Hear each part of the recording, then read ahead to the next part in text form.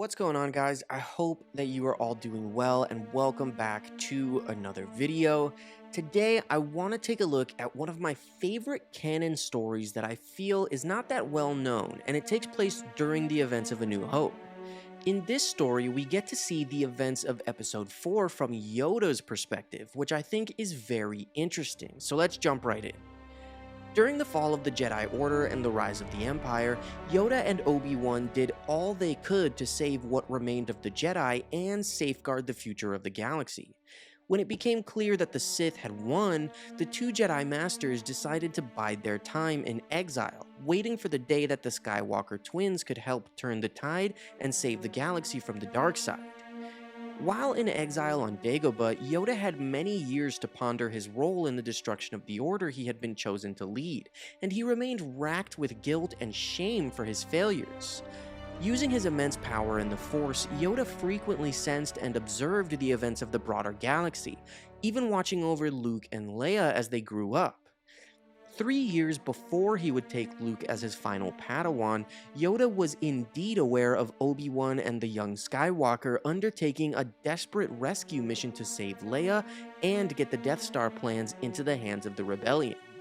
When Obi-Wan faced Darth Vader for the final time, ultimately sacrificing his life to save the twins, Yoda felt it immediately. In the canon book, Star Wars from a Certain Point of View, we learn how Yoda reacted to his old friend's violent death. In the short story, There Is Another.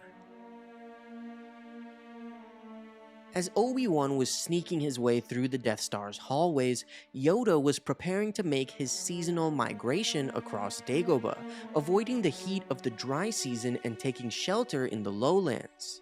Suddenly, the old Jedi Master sensed something within the Force, a sensation on the edge of his consciousness that he couldn't fully perceive. Reaching out with his feelings, Yoda felt a familiar vibration in the melody of the Force. It was Obi-Wan. Yoda smiled at the feeling of his old friend and student. His exile had been too long and too lonely, but had the two of them hidden together, the Empire surely would have found them. And there was Luke, headstrong and inattentive just like Anakin. He had needed Obi-Wan's eyes on him. Still, as the vibration in the Force pulsed against his mind, Yoda felt his loneliness grow. It was at least something to feel Obi-Wan's place in the Force, but how good it would be to sit down and talk together, to walk under the stars, perhaps to spar once again. That would be a delight that Yoda could almost not bear thinking about. And then another vibration came, and this one was also familiar. This one was hard and strong, and it pulsed fiercely through the Force.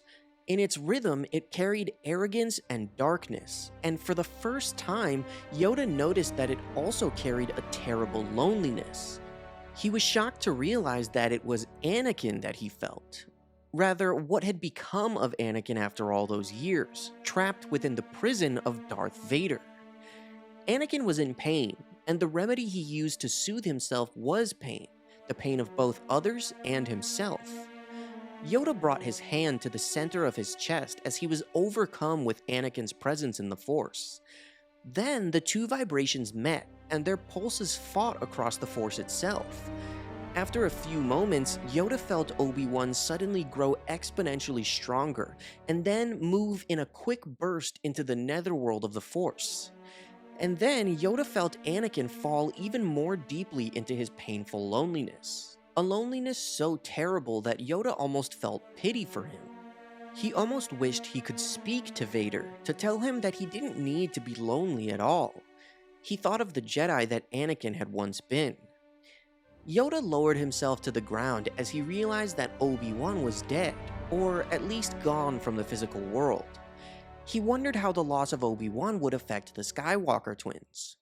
For Yoda, it felt that the galaxy was rapidly becoming emptier.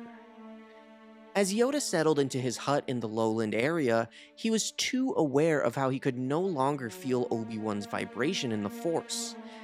He repeated the same advice that he had once told Anakin, not to mourn or miss those who had transformed into the Force. But he was still lonely and old, and he had failed to save Anakin. And now Yoda feared that Anakin's children would be in danger without Obi-Wan to guide them. More than anything, Yoda missed his old friends that were now gone.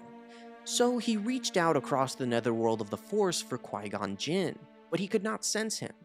He reached again and again, but there was no reply.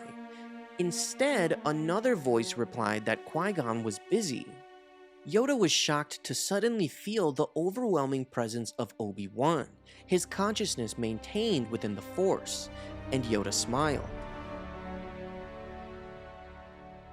So, I really love this story. I think that not many people know about it because the From a Certain Point of View books are kinda under the radar for a lot of fans.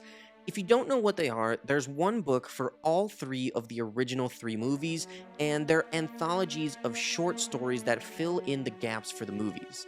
This one is about Yoda sensing Obi-Wan's death, but it also reveals a lot of his thoughts and feelings about Luke and Leia and Anakin's fall during the prequels, and it explains why he actually only wanted to train Leia to be the next Jedi. Yoda thought that Luke was way too much like Anakin and that he would fall to the dark side just like Anakin did, so he only wanted to train Leia. Since she was trained as a politician, she wasn't as emotional as Luke and she was much more level-headed, so Yoda thought that she would make a better Jedi. Obviously, that's a very interesting addition to canon that this story provides, and it's interesting to think about this story while watching A New Hope. The rest of the story that I didn't cover basically reveals how Obi-Wan's spirit convinced Yoda to train Luke instead, and he gets permission to send Luke to Dagobah. But I'm not sure why he asks Yoda during A New Hope, but doesn't send Luke to find Yoda for another 3 years until the Empire Strikes Back. Anyway, this is a great story full of a ton of details, and that's why I wanted to make this video. Since Yoda wasn't introduced until The Empire Strikes Back, I think it's really cool to take a look at his perspective during A New Hope. It also reveals how guilty Yoda felt about Anakin's fall and why he felt that he needed to make sure he got things right with Anakin's children, and he was sure that Obi-Wan was going to be there to guide them, and how he was concerned for them when Obi-Wan died. I think it's great that it shows how much Yoda cared for Obi-Wan, and it adds some depth to their relationship based on what we saw in the prequel trilogy. I hope that you guys enjoyed watching this video as much as I enjoyed making it. If you did enjoy it, make sure to like and subscribe, and as always, may the Force be with you.